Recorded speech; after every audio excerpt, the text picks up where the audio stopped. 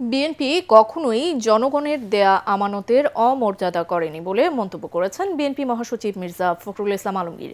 দুপুরে নিজ নির্বাচনী এলাকা ঠাকুরগাঁও ১ আসনের বেগুনবাড়ি ইউনিয়নের পাইকপাড়ায় আয়োজিত জনসভায় তিনি এ মন্তব্য করেন। মির্জা ফখরুল বলেন, কিছু খারাপ লোক আছে যারা নিজেদের মধ্যে বিরোধ ও বিভেদ সৃষ্টি করতে চায়।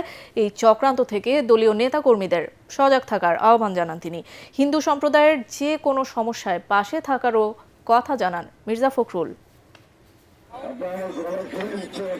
আমরা একটা জোর দিয়ে বলতে পারি, আমরা আমানত খেয়ানত করি না। আমরা যে ভোট নেই সেটা আমরা কাজ করার চেষ্টা করি। আমরা এই ভোট নিয়ে আমরা গ্রুপ চাই না। আমরা স্কুলের মাস্টার, টিচার, দপ্তরের চাকরির জন্য আমরা ভোট নিব না, নিতে না,